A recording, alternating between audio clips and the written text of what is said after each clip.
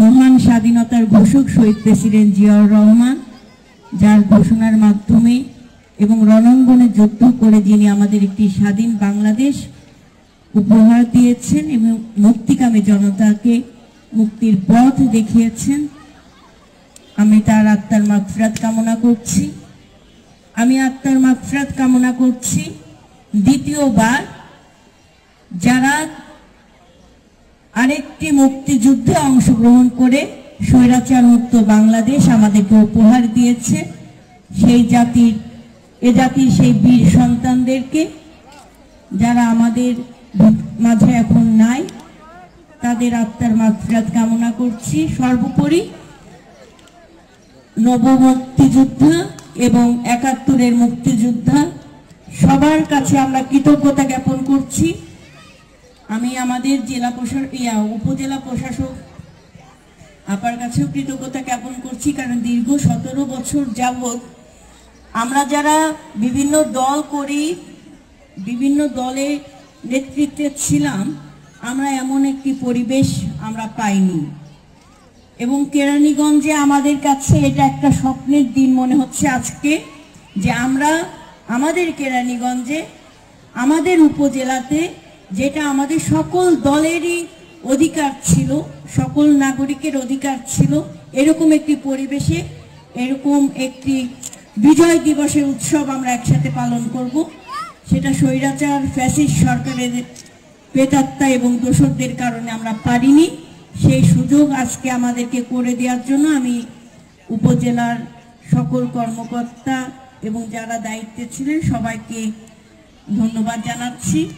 এবং আপনারা যারা আমার কথা শুনছেন, আমি আপনাদের সকলের কাছে আজকের এই মহান দিনে শপথ করছি, বাংলাদেশের গণমানুষের গণতান্ত্রিক অধিকার পূর্ণ প্রতিষ্ঠা করার লড়াইয়ে আমরা আছি, থাকব, এবং এই লড়াইয়ে সফল না হওয়া পর্যন্ত আমাদের সংগ্রাম চলবে এবং আমরা সকলে যেন একটি নিরাপদ বাংলাদেশ, সকলের বাসযোগ্য বাংলাদেশ করতে পারি, সেই লক্ষ্যে আমরা এগিয়ে যাব, একসাথে কাজ করব। ঐক্যবদ্ধ থেকে আমরা আমাদের এই জাতির বীর সন্তানরা যারা আত্মহতি দিয়ে একটি স্বাধীন বাংলাদেশ আমাদেরকে উপহার দিয়েছে, স্বৈরাচার মুক্ত একটি বাংলাদেশ আমাদের উপহার দিয়েছে, তাদের আত্মার প্রতি সম্মান রেখে আমরা সেই কাজটি করব। এই শপথ রেখেই এখানেই বিদায় নিচ্ছি। ভালো থাকবেন, সবাইকে ধন্যবাদ। বিজয় দিবসের শুভেচ্ছা। বাংলাদেশে স্বাধীন এই বাংলাদেশে ২৪ সালের ১৬ই ডিসেম্বরের বিজয় দিবসটি পালিত হলো অন্যরকম রূপে। সমগ্র ঢাকা শহরের অলিগলি সহ সারা বাংলাদেশের রাস্তাঘাটে, পথে প্রান্তরে, সমগ্র জায়গায় দল, মত, জাতি, ধর্ম, বর্ণ মানুষের এক মহা মিলন মেলায় রূপ নিয়েছে এবছরের ১৬ই ডিসেম্বরের মহান বিজয় দিবস। আওয়ামী লীগের গত ১৬ বছরের জুলুম, অত্যাচার, নির্যাতনের কারণে বাংলাদেশের রাজনৈতিক দলগুলো, সামাজিক সংগঠনগুলো, দেশের নাগরিকরা স্বাধীন সুষ্ঠুভাবে বিজয় দিবস পালন করতে পারেনি। কিন্তু আজ ২০২৪ সালে এসে আমাদের সমগ্র বাংলাদেশের নাগরিকরা মন খুলে আনন্দ উচ্ছ্বাসের সাথে এই মহান বিজয় দিবসটি পালন করেছে। আমি বাংলাদেশের জনগণকে জানাই বিজয় দিবসের শুভেচ্ছা। আপনারা জানেন, গত ১৬ বছর পর্যন্ত জুলুম, নির্যাতন, অত্যাচার, অবিচারের কারণে সারা বাংলাদেশের বিরোধী মতের রাজনৈতিক সংগঠনগুলো এক প্রকার কোণঠাসা হয়ে গিয়েছিল। যাদেরকে ফাঁসির কাস্টে ঝুলিয়েছে, যাদেরকে বিনা বিচারে নির্বিচারে হত্যা করেছে, যাদেরকে রাতের বেলা গুম করেছে, খুন করেছে, আজ বিজয় দিবসে দেখলাম তাদের র্যালিতে, তাদের সমাবেশে, তাদের সেমিনারে, তাদের কনসার্টগুলোতে, তাদের অনুষ্ঠানগুলোতে স্বতঃস্ফূর্ত মানুষের অংশগ্রহণ। সারা বাংলাদেশ থেকে যেই জামাত শিবিরকে নিষিদ্ধ করতে চেয়েছিল ফ্যাসিবাদী শেখ হাসিনা, জুলুম অত্যাচার করে তাদের মানুষদেরকে ফাঁসির কাস্টে ঝুলিয়েছিল, সেই জামাত শিবিরের দখলে দেখলাম সমগ্র রাজধানীর অলি গলি, পথ প্রান্তর। আমি অবাক করে তাকিয়ে থাকলাম যে গত ১৬ বছর পর্যন্ত কতই না বিভিন্ন ধরনের মিথ্যাচার করেছে তাদের বিরুদ্ধে। তাহলে জনগণ কেন এখনো তাদের বিরুদ্ধে না গিয়ে বরং বিজয় মিছিলে তাদের সাথেই সামিল হলেন? দেখলাম বাংলাদেশের সর্ববৃহৎ দল বাংলাদেশ জাতীয়তাবাদী দলের অনুষ্ঠানকে, দেখলাম তাদের কনসার্টকে।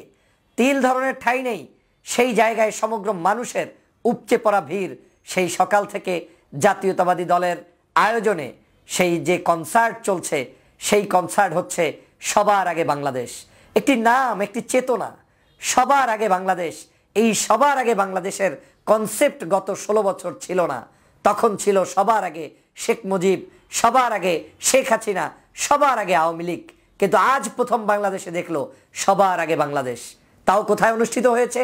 ঠিক জায়গা মতো, যেখান থেকে বাংলাদেশের আগামী দিনের রাষ্ট্র পরিচালিত হবে, যেখান থেকে সংসদ সদস্যরা দেশের জন্য, জনগণের জন্য কথা বলবেন, সেই সংসদ সদস্যদের যেই জায়গা জাতীয় সংসদ ভবন, সেই ভবনের সামনে মানিক মিয়া অ্যাভিনিউতে মানুষ আর মানুষ, উপচে পড়া ভিড়।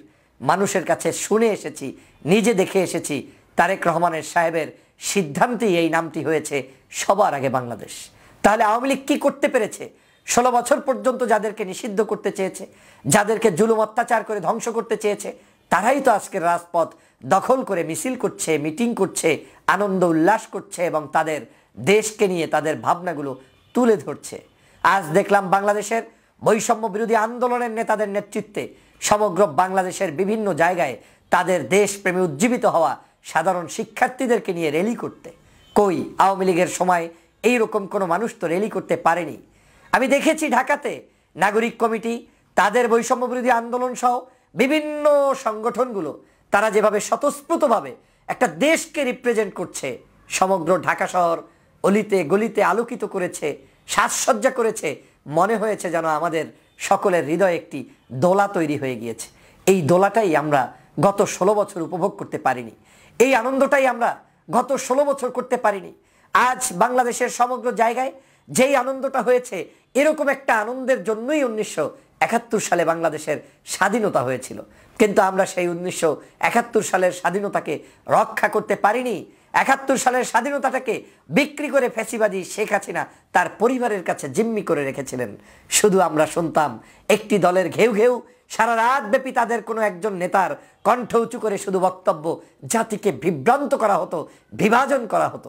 আর আজ বাংলাদেশের একদিকে জামাত শিবির, অন্যদিকে চরমনাই, অন্যদিকে হেফাজত, অন্যদিকে বিএনপি, অন্যদিকে বৈষম্য বিরোধী আন্দোলনের নেতারা, অন্যদিকে ডান বাম সমস্ত রাজনৈতিক দলের নেতারা উচ্ছ্বাস প্রকাশ করে, আবেগ প্রকাশ করে, তাদের হৃদয় নিংড়ানো ভালোবাসা দিয়ে সবার আগে বাংলাদেশকে সবার আগেই মাথায় তুলে রেখেছে। এটাই স্বাধীনতা। এই স্বাধীনতাই আমাদেরকে রক্ষা করতে হবে। কিন্তু দুর্ভাগ্যজনক হলেও সত্য, আমাদের এই স্বাধীনতাকে সহ্য করতে পারছে না পাশে বসে শেখ হাসিনা, যে কারণে তিনি আমাদের বর্ডারের পাশের দেশটিতে গিয়ে বসে বসে ষড়যন্ত্র করছে এবং আজও মোদিকে দিয়ে, কসাই মোদিকে দিয়ে পোস্ট করাচ্ছে